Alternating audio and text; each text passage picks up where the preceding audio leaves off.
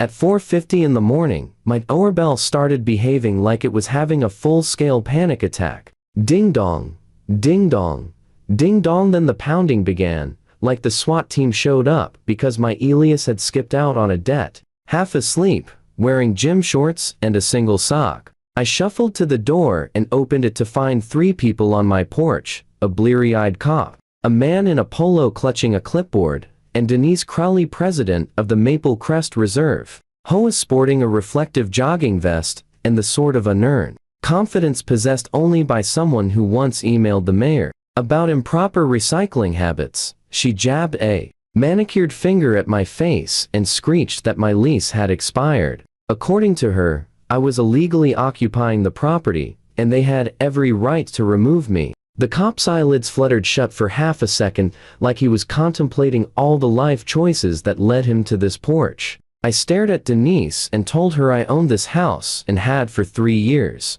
She shoved a sheet of paper at me, insisting their records showed the unit was renter occupied and that my lease ended at midnight. I was, apparently, supposed to vacate at 11:59 p.m. sharp. The clipboard guy shifted his weight and muttered that evictions usually didn't happen at dawn. Denise snapped that this wasn't an eviction, it was an enforcement action, and I was a holdover tenant refusing to comply. I sighed, turned around, and walked toward the kitchen. She shrieked after me, demanding to know where I was going, insisting I couldn't just walk away. I called back to say that I was retrieving something she should have asked for before she called the cops. I grabbed my deed and closing packet from a drawer and said, "Welcome to my favorite new game. Who actually owns the house?" Officer bleary-eyed took the folder, flipped it open, and his eyebrows shot up. Denise's righteous fury short-circuited into confused buffering. And that, right there, was the morning everything started to unravel. My name is Marcus Hale. I'm the extremely boring type of guy HOAs should adore.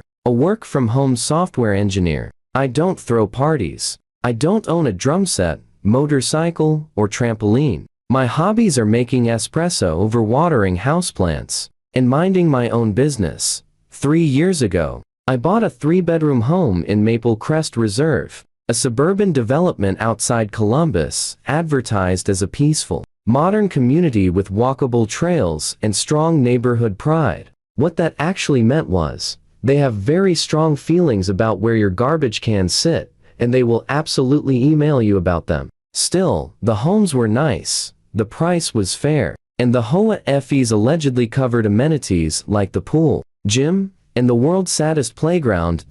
Closing. The title company handed me a stack of paperwork. I signed until my wrist staged a rebellion, and the county officially recorded my name on the deed. 3 years of mortgage payments and 1 kitchen remodel later, this place was unambiguously mine.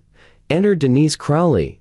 Denise looked like a Pinterest board for elevated neighborhood watch chic. Short blonde bob, perfectly coordinated athleisure, a permanent sunglasses dent on her nose, a rotating lineup of clipboards. She introduced herself the week I moved in, announcing that she was the HOA president and lived just around the corner. She handed me a glossy folder and said, if I ever had questions about the rules, I should ask her first, as if the rules had been chiseled onto stone tablets by divine decree. Inside were the CC and R's, basically a novella written by demons, a welcome letter, and a cheerful community guide that was actually a list of things I was forbidden to do. I skimmed it. No illegal activity. No broken down cars. No goats. I don't own goats, so great. For 3 years, things stayed mostly tolerable. Sure, I got an occasional passive-aggressive email about my recycling bin being visible from the street for 11 extra minutes. A warning about my non-compliant Halloween pumpkin because it had fangs. And a stern notice when my grass reached 3.25 inches. Annoying? Definitely. Life-ruining? Not even close. Then the rental on the corner sold. Then another. Maple Crest started filling with renters. And Denise absolutely lost her mind. She hated renters as they had personally keyed her Honda. Anytime a moving truck appeared, she would materialize with her clipboard, watching like she was checking visas at a border control point. She began sending all neighborhood emails about preserving ownership culture, maintaining standards, amid transient residents and ensuring everyone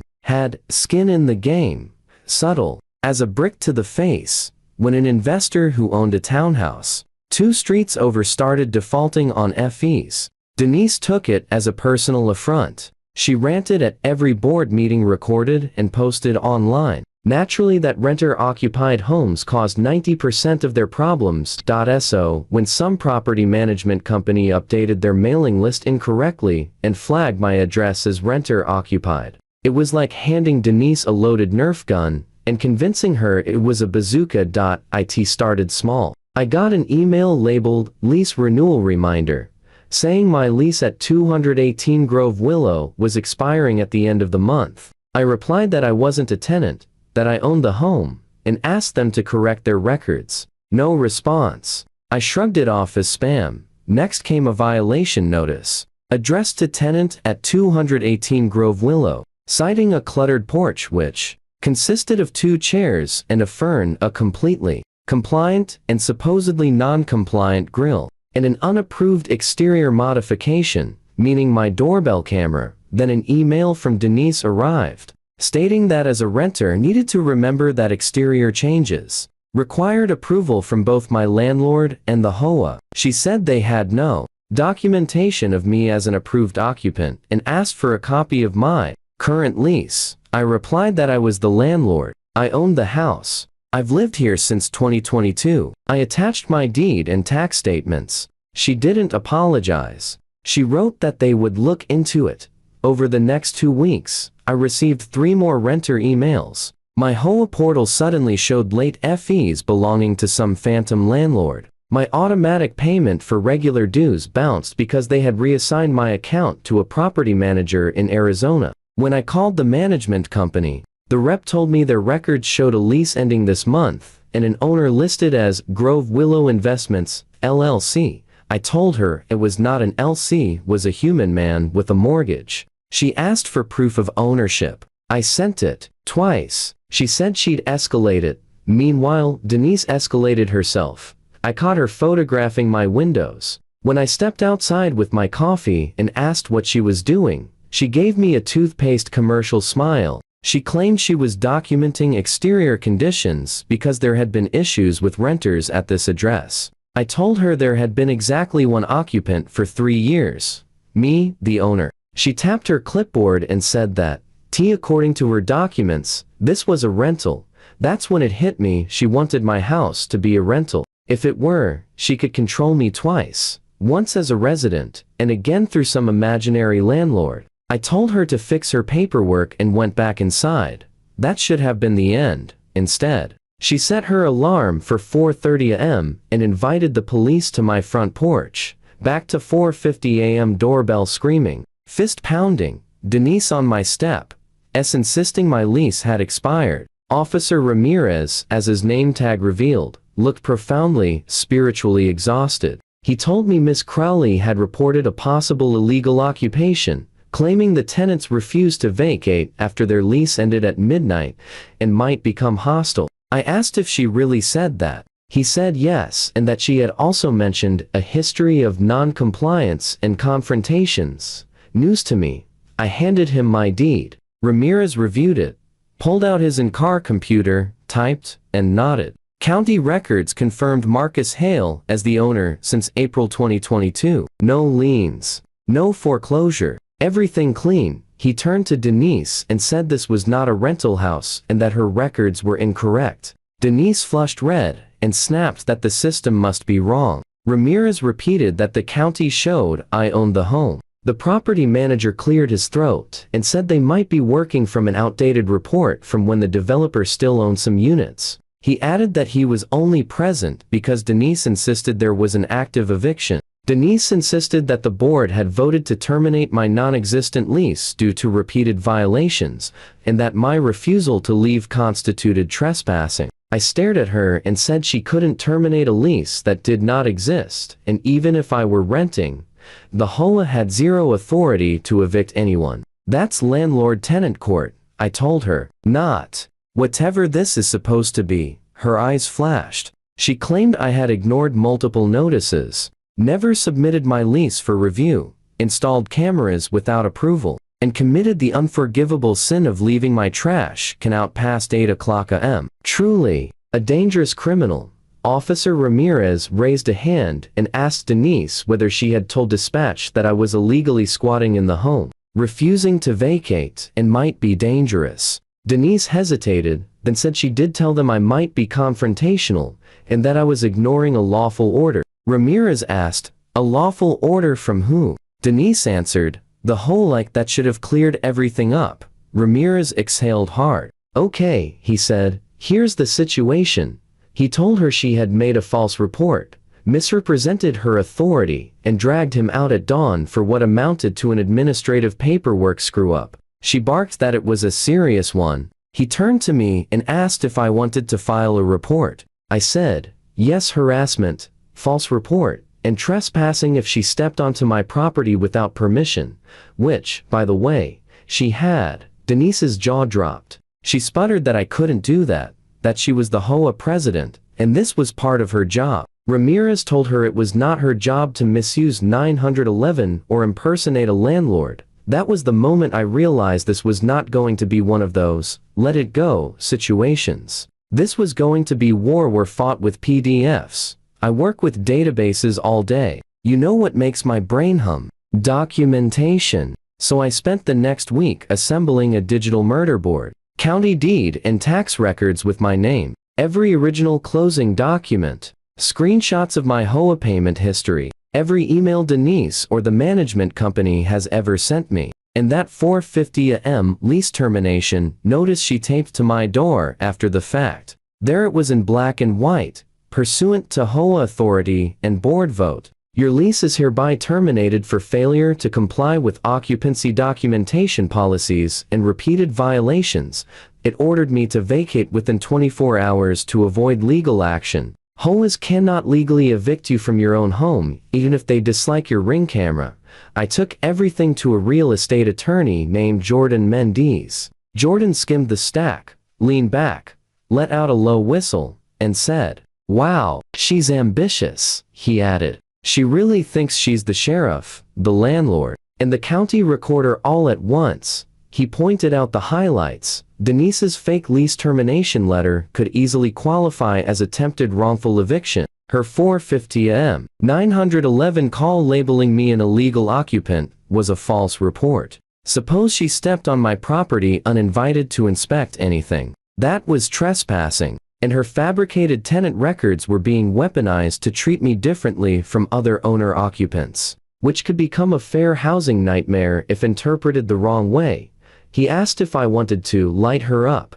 I said yes with more enthusiasm than I anticipated. So we got to work. Jordan filed a harassment and wrongful eviction complaint with the city, sent a very serious letter to the management company and the HOA board while copying the HOA's insurance, and submitted an open records request for the 911 call and police report. The 911 audio was art. Denise announced that she was the HOA president, and that illegal tenants were refusing to leave. She claimed their lease had expired, that they were ignoring all notices, and that she feared the tenants might become violent. I paused the recording and told Jordan that during this supposed standoff, I was wearing one sock and holding a mug that read "Introverts Unite Separately." Jordan said, "Yeah, she's in trouble." The management company, once they realized county records proved I was the owner and their own system was a disaster, shifted from, "We'll escalate this," to "We had no idea.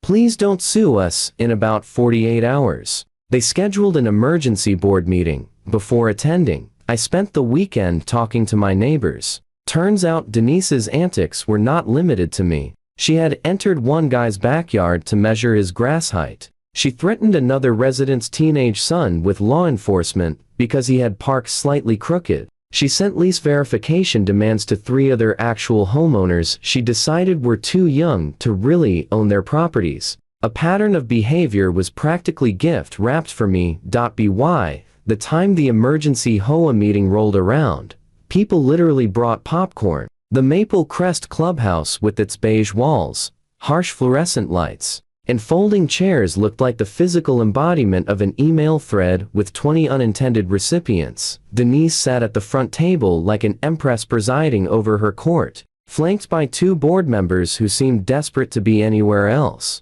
The room was packed out 30, maybe 40 residents. Whispering everywhere, the property manager cleared his throat into a mic, announcing that they were gathered to address concerns about enforcement actions and record-keeping. He said Mr. Hale had requested time to present his perspective. I plugged in my laptop and pulled up slide 1, who owns my house? Spoiler me, I kept it simple. Screenshot of the county website listing me as the owner. Copy of my recorded deed. 3-year timeline of HOA payments. Their own system's incorrect tenant profile. Then I played the 911 call. Denise froze. Several people turned to stare at her. Next slide. A photo of the 4:50 a.m. notice she taped to my door. Next slide. A header reading, things the HOA cannot do. Bullet points, evict residents, terminate leases, call 911 to remove someone from their own home. Then I read from the city's landlord-tenant code and the state's HOA statute portions Jordan had cheerfully highlighted. I said, Miss Crowley has repeatedly referred to me as a tenant despite receiving documented proof of ownership and has treated renters as second-class residents. That's not just obnoxious, it's legally risky. Murmurs rippled through the room. Someone in the back said louder than intended, she did that to me too. I clicked to the next slide.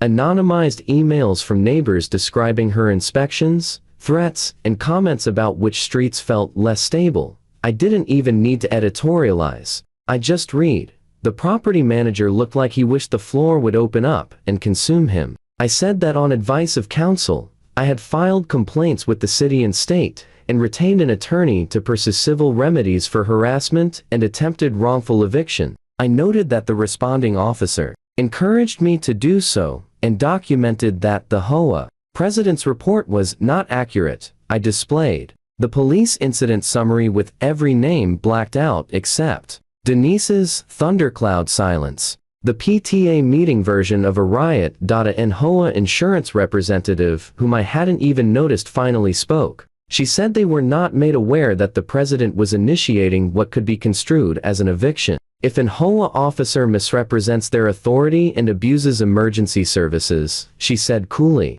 that creates significant liability exposure. Translation, the money people were furious. Denise grabbed the mic and barked that everything was out of context. She claimed she was protecting the community from a potentially dangerous squatter, and that this was her duty. The insurance rep cut her off. It is not your duty to impersonate a landlord, law enforcement, or property management. Then Ron, the quiet treasurer who had barely spoken in 3 years, cleared his throat. I move, he said, that we remove Crowley as president immediately for misuse of authority and endangering the association. Dead silence. Then a voice. I second. Someone else shouted to put it to a vote. They did. 4 out of 5 board members raised their hands. The only hand still down belonged to Denise. The property manager, sounding almost relieved, announced, the motion passes. Effective immediately, Miss Crowley is removed as president and suspended from the board pending further review. Denise spluttered that they couldn't do this, that she was the HOA, and that without her leadership, the community would become a rental free for all. Someone muttered, promise? From the back. She stormed out, knocking over a folding chair. The door slammed. Right then my phone buzzed. It was Jordan. The city investigator had opened a file on the 911 misuse, and management wanted to discuss a settlement. The city fined her $1,500 for misuse of emergency services and issued a formal warning that another false report could result in criminal charges. My attorney filed and very quickly settled a civil claim for harassment and attempted wrongful eviction. The settlement covered my legal fees, roughly $4,000, plus an additional $5,000 in damages. Denise had to pay everything personally because the HOA's insurance refused to cover her actions. At the next board meeting, when the property manager read the settlement terms aloud, Denise sat in the back row, arms crossed, face the color of a stop sign. She stood up, snapped, "This is ridiculous. and stormed out for the last time. She never attended another meeting. Within a month, a for sale sign appeared in front of her.